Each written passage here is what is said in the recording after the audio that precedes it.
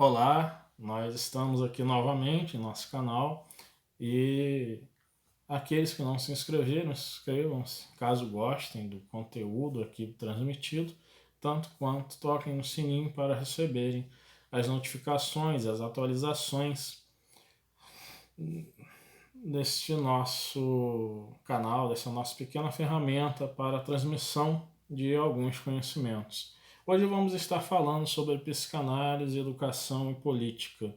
A psicanálise, ela, no seu pai, o pai da psicanálise, o seu criador, o seu fundador, o Freud, ele preocupava-se no esclarecimento sobre as questões da infância e da adolescência. E a psicanálise vai trabalhar justamente o fator transferência, que os alunos, né, as crianças e os adolescentes fazem em relação aos seus mestres, aos seus professores. Essa transferência, como já falamos em outros vídeos, o aspecto psicanalítico dela é a teoria de que o afeto que eu tenho, né, resumidamente falando, pelos meus pais, ele se transfere, no caso aí, da educação para os professores.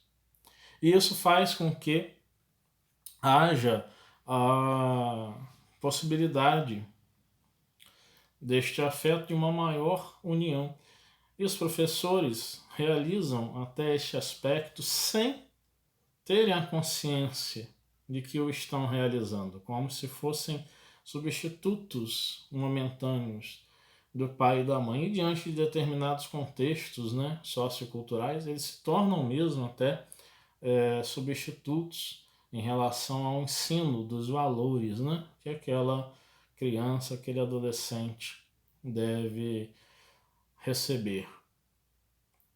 Pois bem, falar sobre a educação é também falar sobre a construção de um cidadão, de um cidadão, de uma cidadã, em relação ao pensar crítico, em relação ao pensar as situações da vida, as várias experiências do viver, as várias possibilidades que a vida oportuniza a todos nós. E nós vemos com preocupação no momento, por isso o título deste vídeo, Psicanálise, Educação e Política, desde os anos, né, do governo Temer, o que o Michel Temer realizou no sentido de sancionar, né, a aprovação do projeto em que a filosofia e a sociologia, por exemplo, áreas muito importantes na formação cidadã, simplesmente tivessem um corte na transmissão de seus conteúdos, um corte não pequeno, muito grande, de os professores estarem atuando uma vez na semana. E nós sabemos que aulas de uma vez na semana, por mais que pudessem ser 2 horas aulas, é muito pouco para a administração, para a transmissão de um conteúdo que exige muito. E em conversa com um amigo, inclusive ele auxilia-nos sempre que precisamos nessas questões, para que o nosso canal, né, possa ter cada vez mais qualidade. Né? Hoje estou gravando este vídeo aqui e vou colocá-lo deste modo. Porém, em vários outros momentos, em várias outras situações e oportunidades, este amigo fez a edição deste vídeo. Vai aqui o nosso agradecimento a ele, né? E sempre o fazemos através de WhatsApp, de Instagram, e ele sempre diz que está à disposição e que ele tem esse desejo de servir. E ele é professor, ele é formado em biologia e ele dá aula particulares e ele tem a observação muito séria. Ele até me enviou um material de como estão as aulas de filosofia, como estão os conteúdos, até de biologia mesmo. Ele falou que absurdo, uma apostila com 19 páginas. A filosofia, uma apostila de de 10 páginas, sendo que o conteúdo é mínimo, falando sobre Sócrates de uma forma assim muito mínima, muito pequena, sem a riqueza necessária para o aproveitamento, né, e do conhecimento, aproveitamento do conhecimento da biografia de Sócrates, que traz todo um pensar filosófico, né, junto com ela. E como nós podemos pensar melhor que o futuro da educação brasileira, né, sobre o pensar, a produção do conhecimento, a epistemologia é um ramo da filosofia, né, que fala dessa relação de produção de conhecimento humano, né, o conhecimento e os seus limites em relação à natureza. Como nós podemos ter cidadãos bem formados se não se tem um ensino filosófico, um ensino sociológico, né, um ensino de história, né, bem fundamentados para que esse pensamento crítico venha à tona. Infelizmente, nós vemos uma politização também em relação a estas disciplinas, né? Os historiadores têm um estigma, né? Ainda que em grande maioria, ao menos na minha experiência, né, de vida, em conhecimento, né, de professores com professores de história e também conhecimento de pessoas que são professores de história, há ali, né, muito pensamento pelo viés da esquerda, e isso faz com que se diga que haja sempre uma doutrinação, né, que o historiador, né, que o sociólogo, eles fazem uma doutrinação para que os alunos saiam com os pensamentos voltados para a esquerda. Confesso que em alguns aspectos isso venha a se tornar uma realidade, até porque dificilmente um professor não influenciará um aluno. E se ele tem uma predileção a respeito, né, de um sistema político que tem toda a estrutura da esquerda, seja de extrema esquerda, seja New Left, né, a nova esquerda, seja uma esquerda liberal mais voltada para o centro, né, uma centro-esquerda, há influência sim, mas também nós temos de pensar que todos estão buscando fazer uma doutrinação marxista nos alunos, todos estão buscando não dar a estes alunos a opção de pensarem por eles próprios e eles escolherem os seus caminhos de vida. Generalizar nunca foi uma estratégia boa. E, ao que parece, essa politização faz isso, generaliza e acaba fazendo com que nós tenhamos o retrocesso, por exemplo, quando em 1971 retirou-se a filosofia e a sociologia do ensino das instituições públicas e colocou-se aquela antiga disciplina moral e cívica para formar cidadãos, então, doutrinados.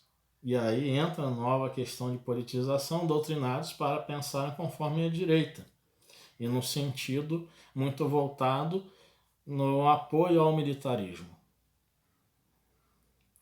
Então, nós temos de refletir, de pensar a este respeito, para que não venhamos a cair nos extremos, mas sim buscarmos uma posição que permita ao aluno, que a etimologia da palavra aluno, vindo do latino, é o aluno, aquele que é o sem luz, que seja dada a ele a condição de por si mesmo produzir essa luminosidade, e produzindo essa luminosidade, que é o pensar científico, que é o pensar crítico, que é o pensar não voltando-se para gurus, não seguindo a XYZ, mas sim seguindo a partir dos seus próprios pensamentos, das suas próprias leituras, né, da literatura de filósofos, da literatura de sociólogos, da literatura de historiadores, e enfim, isso em qualquer campo, até o Jornal do Campus da Universidade de São Paulo, por exemplo, em uma matéria em 16 de maio de 2019, coloca que muitos formados em medicina, em engenharia, em psicologia, retornam à graduação buscando a disciplina de filosofia para então embasar ainda melhor os seus conhecimentos.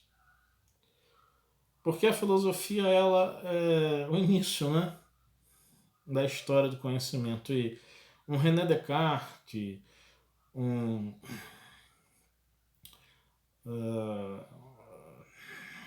Avicena, um Hipócrates, um Sócrates, um Platão,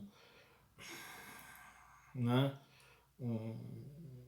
um Hegel, não foram definidos apenas como de uma área específica, mas sim abrangendo, né, um amor pelo conhecimento em sua totalidade. Então eles foram matemáticos, filósofos, químicos, físicos, e nós vemos até a questão de que hoje não se tem assim, né, muito precisamente pessoas que abarquem um conhecimento em sua totalidade, mas um conhecimento muito especializado, dividido em partes, necessário que nós compreendamos, né, as partes e possamos depois buscar a compreensão das partes junto ao todo. Sim, necessário fazermos isso. Mas também é preciso que a gente venha a colocar, né, a necessidade de, a partir da busca do conhecimento, não ficarmos aprisionados neste ou naquele aspecto, neste ou naquele autor, mas buscarmos a partir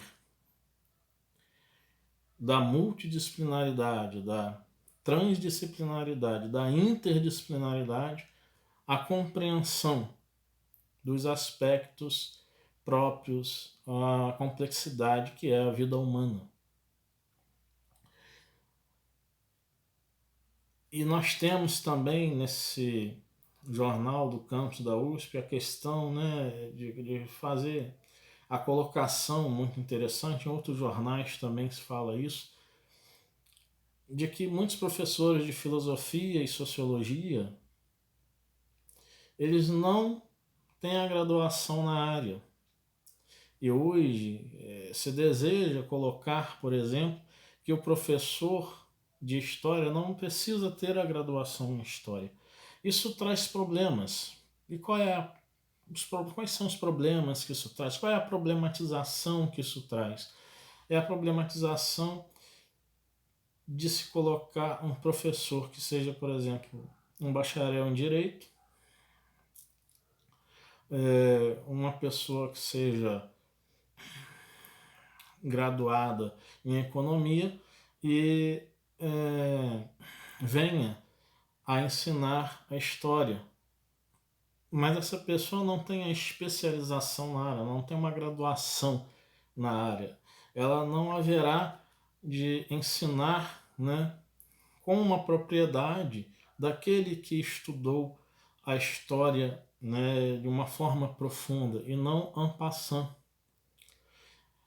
Claro que uma pessoa pode ser um bom professor de história tendo essa não formação em história e gostando da matéria, ensinar de uma forma muito precisa. Mas aí entra um outro lado. E o desemprego dos professores de história, de filosofia, de sociologia, também a questão de como nós vamos estar voltados para um ensino de qualidade nestas disciplinas,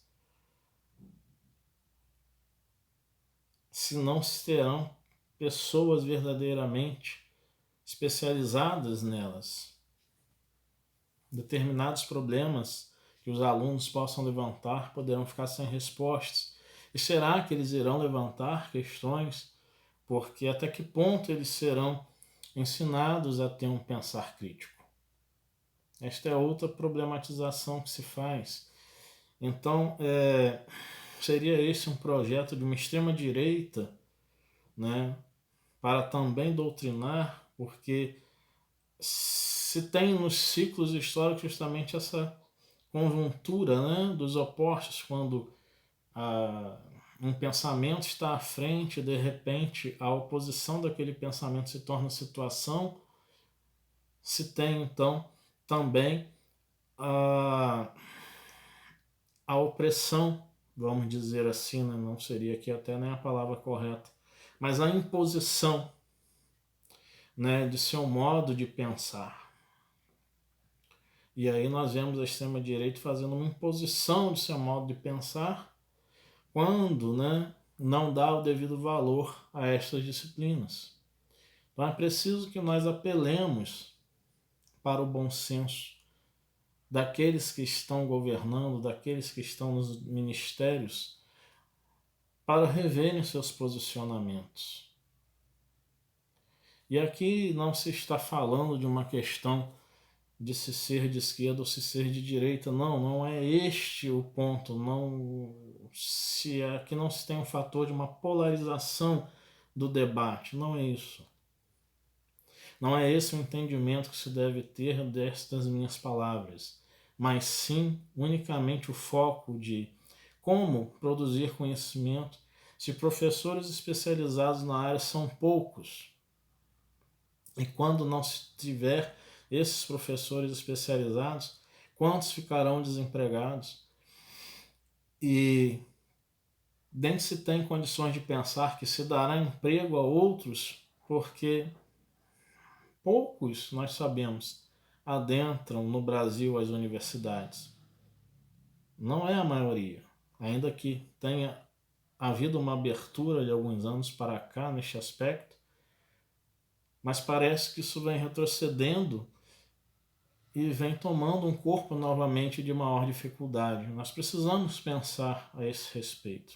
Quando a gente fala de respeitar a individualidade, de respeitar a liberdade de expressão, sem que haja agressão de uns para com os outros e que a lei seja a ordem a ser seguida, restringindo, né, até que ponto nós temos uma liberdade de agirmos ou falarmos, né, isto ou aquilo,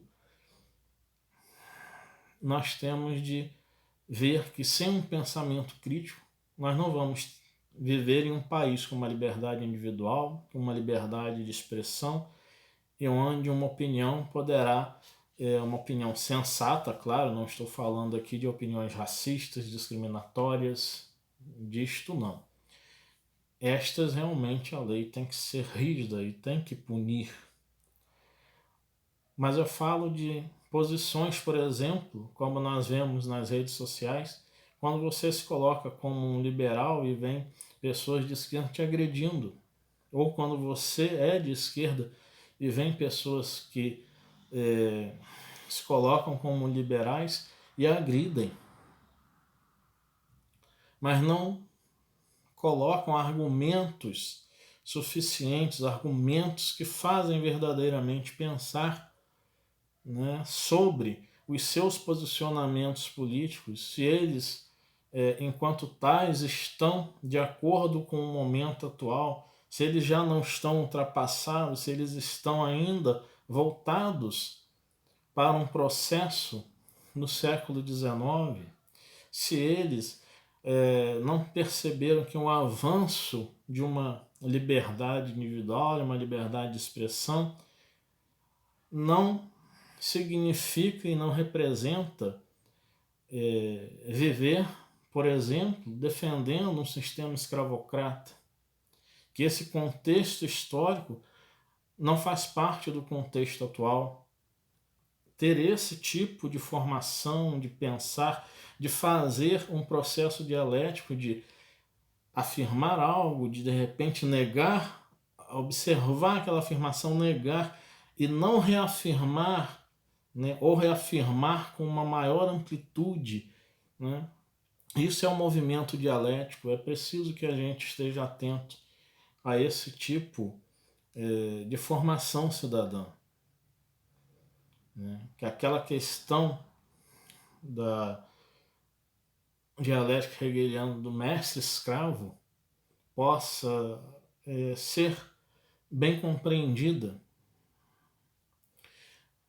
e assim a gente ir construindo uma sociedade, mas também pensarmos essa questão mestre-escravo conforme o pensar atual e ver até que ponto isso pode e deve ser trabalhado na atualidade. Enfim, qualquer tipo de conhecimento filosófico, sociológico, antropológico, histórico deve ser pensado de uma forma muito coerente, de muita observação, para não cairmos em erros. Isso Sigmund Freud buscou realizar na sua obra quando, né, veio a criar toda a teoria, dar todo o alicerce, o arcabouço na construção da psicanálise. Que eu possa ter contribuído um pouco para a reflexão. Fiquem à vontade para deixarem suas dúvidas nos comentários, deixar os seus comentários e se não se estão inscritos no canal, inscrevam-se, toquem no sininho para receber as notificações, as atualizações e sigam-nos nas redes sociais, no Facebook, no Instagram. E nós vamos poder estar então trocando ideias, né? Assim, conforme o desejo que vocês tenham. Fiquem bem.